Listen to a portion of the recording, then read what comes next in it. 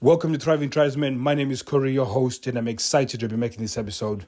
It's very exciting because there's something that I want to reveal to you guys. I've been working on the last few months. It's been very exciting to do this.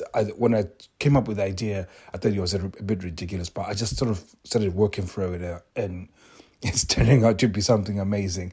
So the reason why it's been inspired, I want to share this with you is because I want you guys to get excited about it, because I think this is probably going to be a game changer when it comes to things. It's not complete because there's still a few things that we need to iron out, like the names of the things that I'm naming.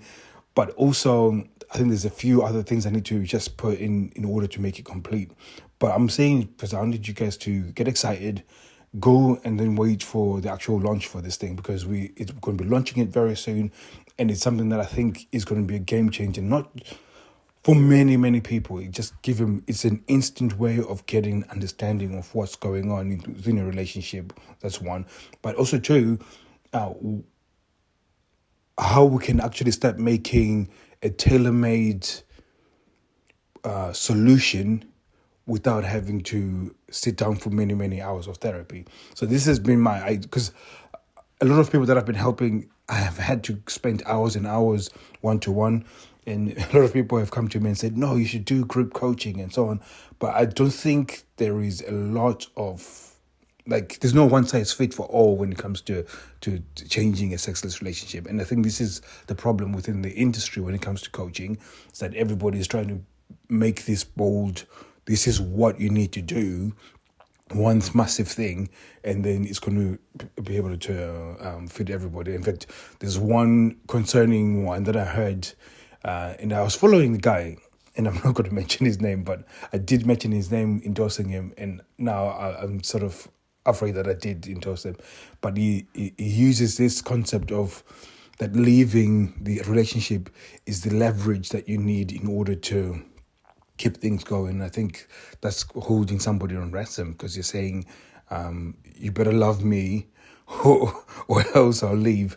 It's just a very negative way of framing a relationship, or at least moving forward in a relationship, that it induces fear, it induces anxiety, induces so many other negatives for that person. So they're only motivated by negatives in order to stay within that relationship. So again, that just shows lack of skill in terms of retaining a woman and keeping the fire burning, which is, again, some of the information that's out there that's scary, because it's one broad stroke in order to resolve something, which is not how it should be. So what we're working on is one of the craziest of things for how I come up with this. I was watching a Netflix documentary, Netflix series, and I've always been fascinated by different things that the FBI do.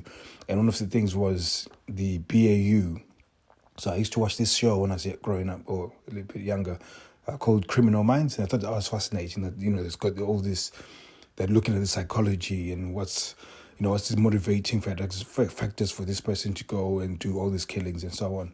So that was fascinating. So this show really starts showing you how they started forming the BAU, that before they just thought people just killed because they were crazy, but they actually started realizing that there's actual types of people, and there's certain upbringings, there's certain motivating factors that happen. And so with that, they started categorizing the killers, and by categorizing, then it made them easier for them to build profiles on these killers. And by building those profiles, it means that whenever they saw those certain patterns when it comes to killings, they can sort of narrow and build a profile based off of the information that they're getting from the evidence. So, which makes it a lot easier for law enforcement to follow up on leads and build a suspect profile kind of thing. So, for example, if it's somebody who's they'll know that it's a black male, this age to this age, he's disorganized, and he's blue collar worker, and so they can identify that based off of what's happening with the crime scene. And I was thinking, is it possible for us to do something equivalent, something similar, in terms of you look at all the conversations I've had about sexless relationships and about people, speaking to men about their partners? Is it possible to build a certain profile of women and looking at the background, looking at everything that they've gone through to get them to this point, and then when you see them within the marriage, what would happen in terms of being sexless? So I started looking into it, and I was thinking, what? I started looking into it more and more, and the more I looked into it, the more I started realizing that there's actual profiles. So I think I spoke about one last week when we were talking about the marriage for utility, that there is actually somebody like that. And definitely those ones are motivated based off of growing up in poverty without any money, being teased as a child, especially with what clothes that they wear. And then that can be a motivating factor for that person to end up being somebody who's money-oriented, status-oriented, and needs to fit in within society and doesn't feel like she fits into society. So that's one profile. And I think that one, at the moment, I'm calling her a vampire, but it's subject to change because she would rather just suck the life out of you, and she would move on to the next one once you're not capable. So, for example, if you're not capable of sustaining that sort of lifestyle, then you become insignificant. And again, this doesn't mean that you're not doing well, because there's some of them, they are doing well. So, for example, what I've seen is that you have a guy who's doing very well within society, and it's probably within 10% of high earners within that society, and still that person still thinks that's not enough. So they've got no capacity of feeling content with what they have. So therefore, they're always looking outside. So that's a vampire. And then there's one we're calling, obviously, that's the one for utility or marriage for utility. And then there's one we're calling the Punisher. So the Punisher is the one that has had really bad experiences amongst men. So generally, usually it's the father. So the father has been abusive verbally, spoke no positive words to her, treated her very terribly. Maybe the father hated women, and the brothers too didn't treat her really well. So she's never had real good male role models, no trusting of men. Because of that, she has a hatred towards men, but ends up in a marriage, and therefore you are not placing any boundaries. She begins to see that as an opportunity to punish you for every hurt that she's received from all the men. And I think I've once spoke about this one in a previous episode.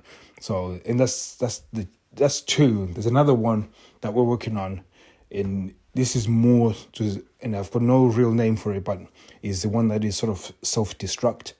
So she's never learned any coping skills in terms of dealing with stress and anxiety and anything that's negative. And she was teased consistently about her appearance and how she looks, and she's never been able to see herself as beautiful. And this is I think it's a majority one, and it goes across many of the people, but some people suffer with this more often. And I think most women suffer with this one more often because they are told they're not pretty by advertising. But generally, there's some people that suffer with this more, and it really interferes with your relationship. So these are self-destruct. They don't really cope well with life, and therefore they're just so, woe is me, I'm stressed, I'm anxiety. They just suffer consistently. And obviously, this one, I think, like I said, this one is probably, you can see it amongst most women, even the ones that are like balanced. You'll find this more often, but there's some that are within sexless relationship because the way she looks at her body, the way she feels ugly, she feels like she's not worth anything, and therefore it doesn't matter what you do, what you say. It's never going to be enough in order for her to feel beautiful. And this self-destruct is it's a very difficult position to be. So I'm going to keep it to these three. There's two other ones that I've been thinking about. The way we've come up with this is more of the concept comes up, instead of finding evidence for it, I was trying to find evidence to disprove it, and the more I tried to disprove it, it made sense to keep it in there. So hopefully that's quite impactful for you guys. And the project that we're working on is now sort of like a quiz, so a series of questions that you can answer. As you answer those questions, it then tells you what type of person you're with. And I think when you understand what sort of type of person you're with, then you actually understand what behaviors you need to do in order to start changing things. Doesn't mean that it's going to be instant, because some of those changes are going to require you to be practicing for a long period of time. And then as you practice and get better at those actions and changes, the better your relationship begins to change and become better. So hopefully that excites you guys, because it's exciting me, and I can't wait to release this. I'm working on these questions. I think there's two other things. I think there's 5 types at the moment that we have, but we might end up just releasing it with a 3 at the moment. Like I said, I think there is a bit more to it. So, but hopefully it's something that has got you guys excited about this. And for me, it's because we're getting closer to it. I'm so excited about it. And like, if you want to know more information about this, I would say by October is when we're going to have this up and running. You can come and join the waiting list within the Facebook group, Thriving Tribesmen. And you can just write, as soon as you arrive and you join the Facebook group, just type in, that you're excited about figuring your wife's type or your partner's type. And then once we know that how many people have come into the thing, then we can then release it, because we're going to be releasing it. I think we're going to release it based on of demand as well, because it's something that I'm working on. At the moment, I will keep it within the reignited men, but as the more interest that we get, the more we're going to be interested in just trying to get it to the masses and see what happens. So thank you very much, guys. Hopefully you're having a good day. It's a bit longer than I normally go, but I thought I needed to share with you this win for us as men, because I think this is overdue, this type of thing. So thank you very much. Take care.